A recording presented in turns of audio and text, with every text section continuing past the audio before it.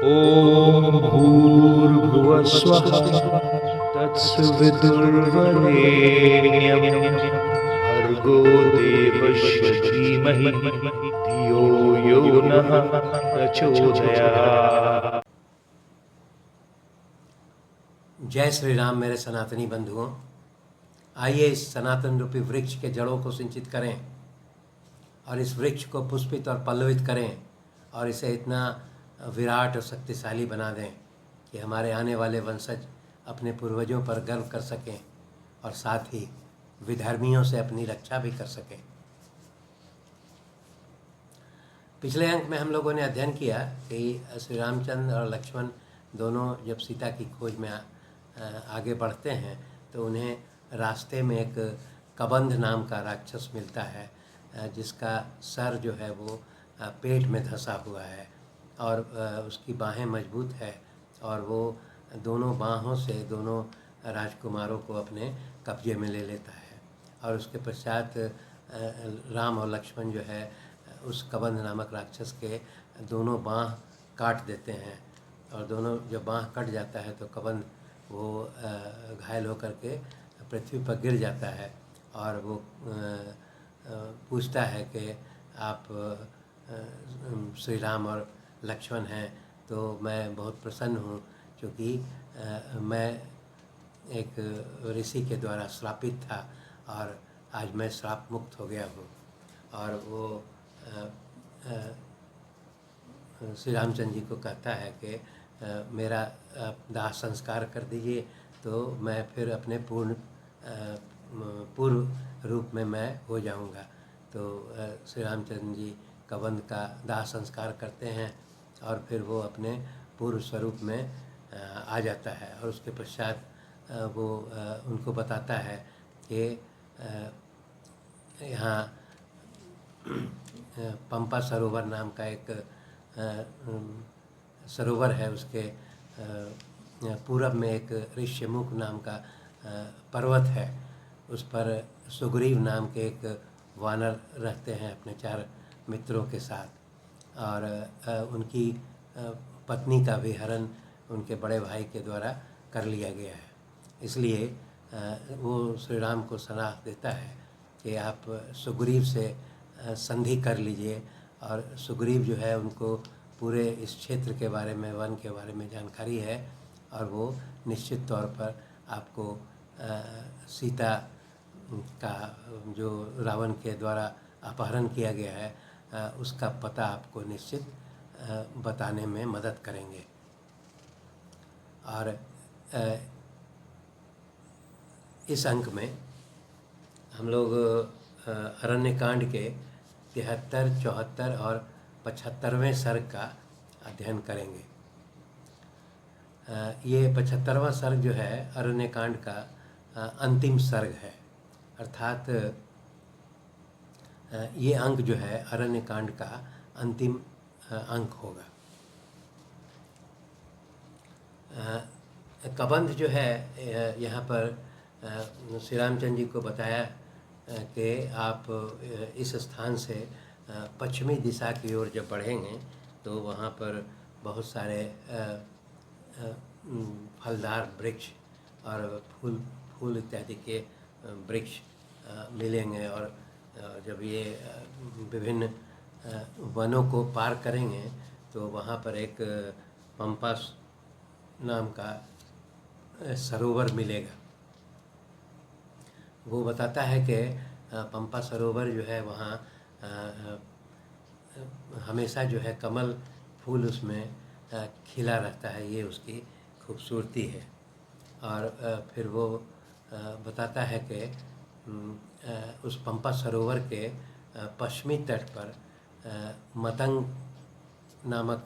One नाम का one है और वहीं पर मतंग ऋषि का आश्रम है। उस आश्रम में ये मतंग ऋषि तो अभी निवास नहीं करते हैं, परंतु उनकी एक शिष्या जो श्रापित है और वो आपके इंतज़ार में वहाँ मिलेगी और आपका दर्शन प्राप्त करके फिर वो स्वर्गलोक को चली जाएगी। वो का बहुत लंबे अरसे से सन्यासिनी के रूप में वहाँ तपस्या करती है। और उसके पश्चात फिर वो ये भी बताता है कि पंपा सरोवर के पूर्वी भाग में एक ऋष्यमुख नाम का पर्वत है, और उसी पर्वत पर जो है वो पर्वत भी उदार पर्वत बताया गया है। उदार पर्वत का मतलब वहाँ भी काफ़ी फलदार वृक्ष उस पर्वत पर पाए जाते हैं। और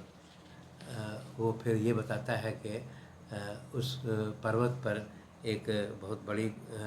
गुफा भी है जो पत्थरों से ढकी रहती है, और उसी गुफा में जो है वो धर्मात्मा जो सुग्रीव है वहाँ निवास करते हैं।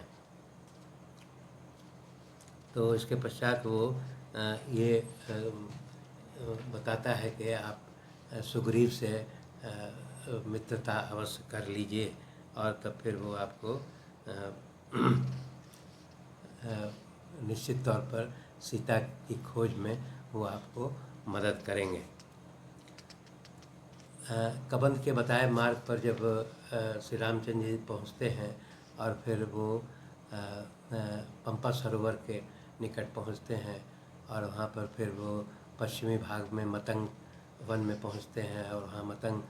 ऋषि का आश्रम में पहुँचते हैं, और फिर वहाँ उन्हें सबरी से मुलाकात होती है। जब सबरी से मुलाकात होती है तो वो सबरी बहुत प्रसन्न होती है और कहती है कि मैं काफ़ी लंबे अरसे से आपका इंतज़ार कर रही थी, और वो ये कहती है कि मैंने आपके लिए पंपा सरोवर के निकट जितने प्रकार के फल हैं वो सभी मैंने एकत्रित कर आपके स्वागत सत्कार के लिए रखा हुआ है, इसलिए वो उन्हें इन फलों से श्री रामचंद्र जी का स्वागत सत्कार करती है। जब श्री रामचंद्र जी का स्वागत पूरा हो जाता है तो श्री रामचंद्र जी बहुत प्रसन्न होते हैं और कहते हैं कि तुमने मेरा मेरा बहुत स्वागत सत्कार किया है, और अब तुम जो है आनंद पूर्वक जो है लोक यात्रा करो, इस तरह का उन्हें वो देते हैं। और इसके पश्चात जो है वो सबरी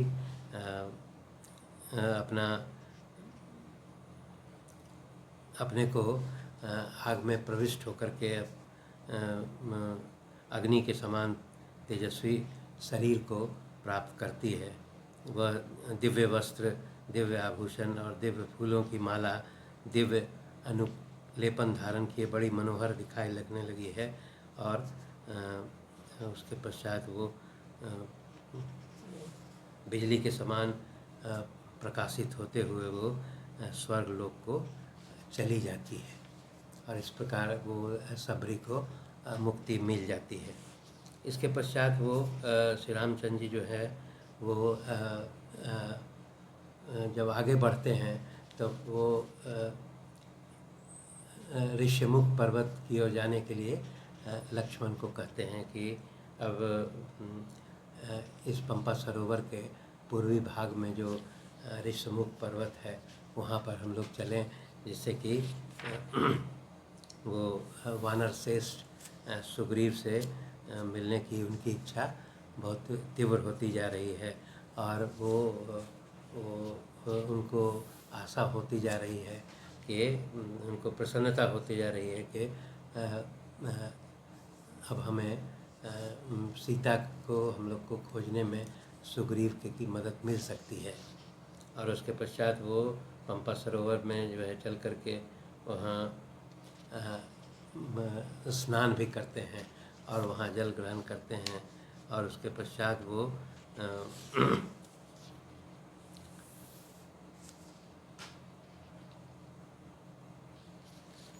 फिर वो ऋष्यमुख पर्वत की ओर आगे बढ़ते हैं। इस प्रकार ये अंक यहीं पर समाप्त होता है, और ये अरण्य कांड भी जो है यहीं पर समाप्त होता है। और इसके बाद जो है वो हम लोग किष्किंधा कांड के बारे में अगले अंक से अध्ययन करेंगे। धन्यवाद।